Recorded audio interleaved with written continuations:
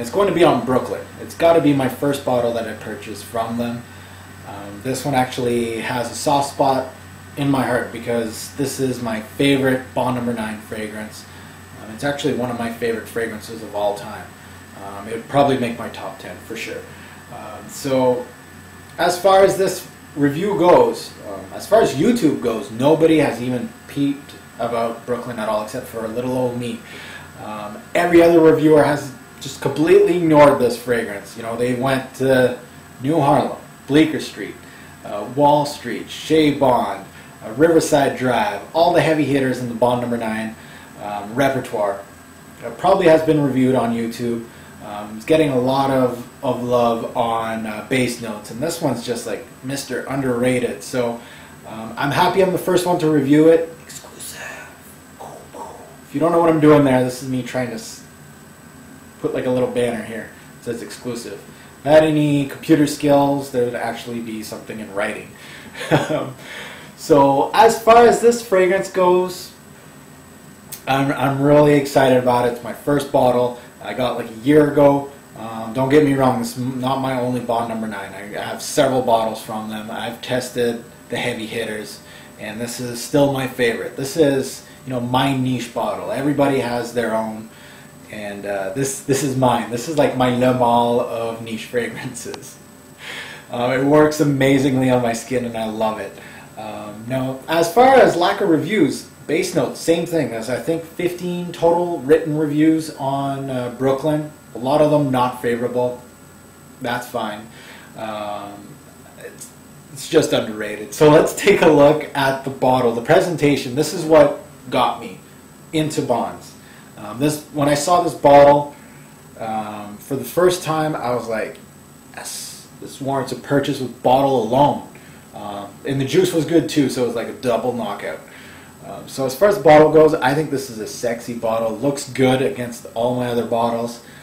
It's not, you know, the prettiest presentation. It's not going to wow anybody, but it's definitely unique. Now, as far as bottles, Bond Number 9 bottles, I don't think anybody has actually really looked into them. First of all, the code would be in black here on the sticker. As far as the bottles go, they all look like this, and they're great. The stoppers, or not the stoppers, the caps, great.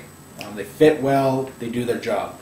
I got a problem with the sprayers, Bond Number 9 sprayers. I'm going to put it down because I'm going to vent a little. Bond Number 9 sprayers, I've had some problems with my sprayers. I've had some that got stuck, I got some that dribbled, some that don't give me a full spray. I got to take it out, put it back in, play with it a little bit. So as far as quality goes in the sprayer, I'm not happy about that. So that's the one thing that's actually kind of making me trying to stop purchasing these bottles because of that type of quality. I'm sure customer service for Bond Number 9 will, if you contact them, will replace the sprayer for you, but you shouldn't be doing that for a bottle that's $150 and up. Also, I noticed on some of these Bond Number 9s, it's actually stickers for the decoration of the bottle. So like this one, I could peel this off on each side. Even on here, this is a sticker. I can peel that off, peel this off. I noticed that on Silver Factory, and I believe Bleecker Street was another one that had a sticker on it. So not the best construction for, you know, $150 to $200 bottle. As far as box goes, these are different looking boxes as far as you know, your run-of-the-mill. And the bottle just sits in this casing. There's a little background story in the back here. So very unique, different type of box for your bottle. I really like their presentation as far as Bond Number 9 goes.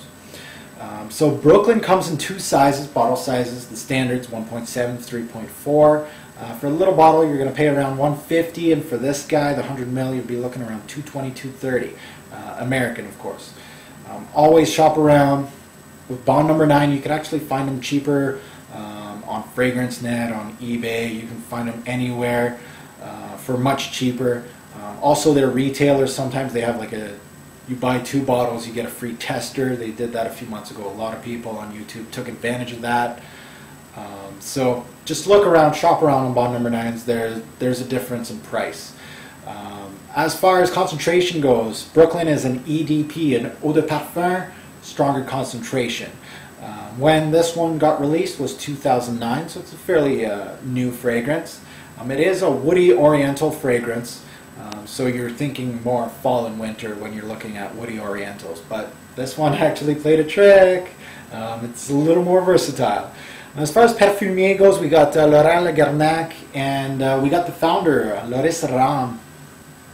She was actually pinpointed as also a Parfumier, but I think it was just her creative help with Laurent Lagarnac that she gets credit for that. As far as recommended age, this is a unisex fragrance, and I call this fragrance Brooklyn a hybrid fragrance. Now, that's a word I made up. I just make this up for these type of fragrances where I see that they're versatile as hell. You can wear them day, night. You can wear it all season long.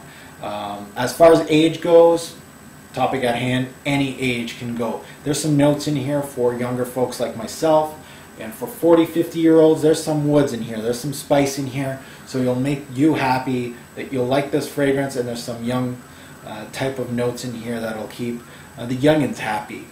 So there's everything for everyone in this fragrance. Now, how many sprays and where? I go one on the chest, one on the back of the neck, one on each arm, and I am set. Oh, 4 sprays and we're good to go. Notes. Let's take a look at the top notes. Grapefruit, cardamom, mid notes, cypress wood, geranium leaves, juniper berries, and the base cedar wood, leather, and gaiac wood.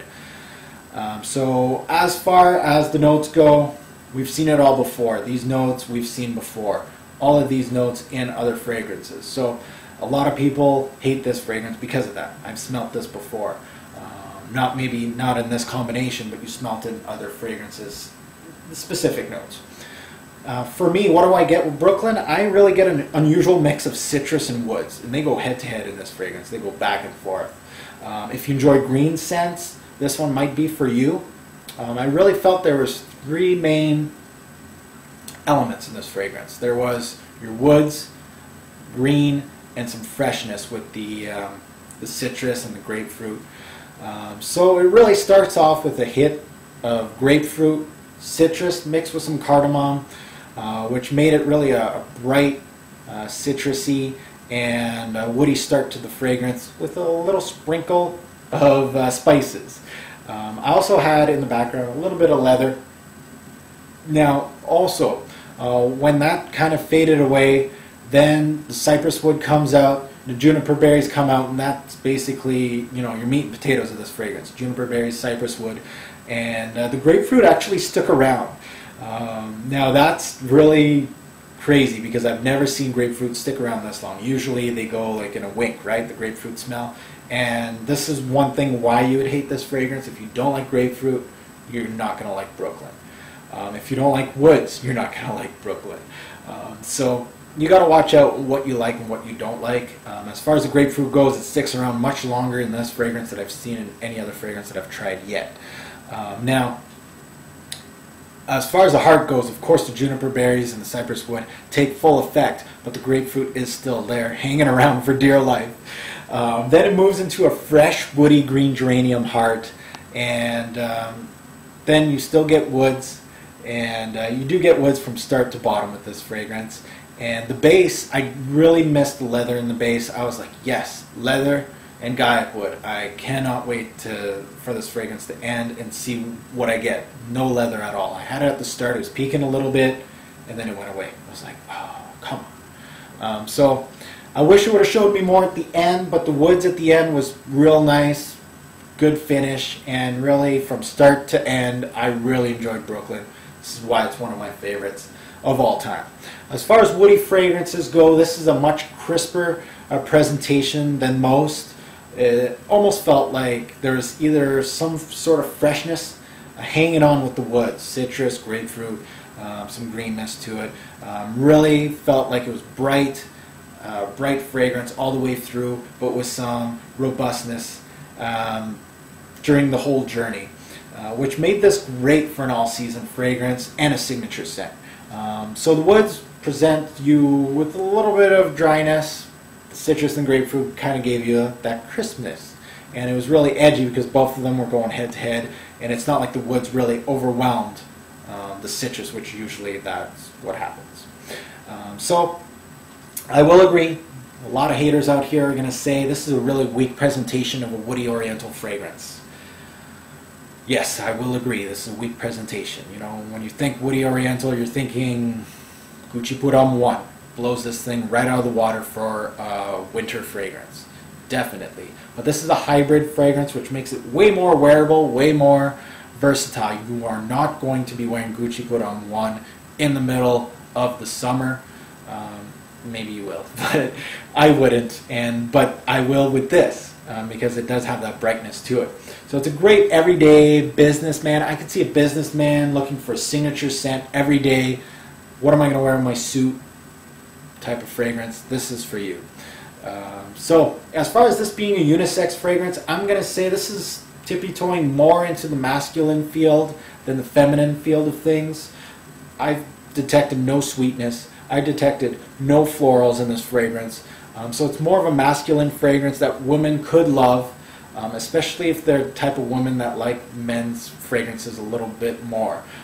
If you like woods, if you like incense type of feel, Brooklyn's going to show you the woody type of feel to it. So I could see a lot of women really enjoying this woody feel. As far as why would you hate this fragrance, I did touch base on the grapefruit and the woods. I'm going to say also some had longevity problems with this fragrance. Tell you right now, I've tested it every single season, almost any kind of setting, and I had no longevity problems with this fragrance. This thing keeps going and going for me. A lot of people are saying this is not good enough to warrant the price tag. I'll give you that. A lot of people that go into niche are looking for something that will blow their mind, something different, something unusual.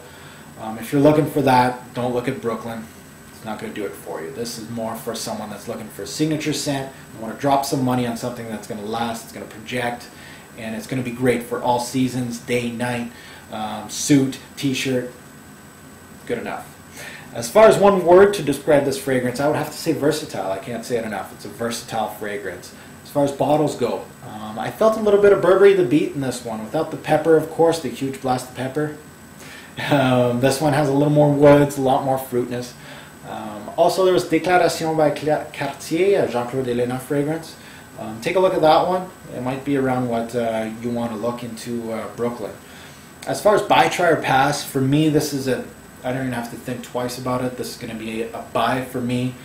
Once I'm done this bottle, I'm going to buy another one without even thinking about it. As far as you, the consumer, I already touched base on it. It all depends on your taste and what you're looking for. As far as a niche fragrance, this is going to be a great everyday fragrance for somebody. So I definitely recommend this as a buy. When I close my eyes, this fragrance reminds me of what? It reminds me of basically I'm chopping wood and I got a nice cold glass of grapefruit juice or a citrusy lemonade type of juice. Good enough.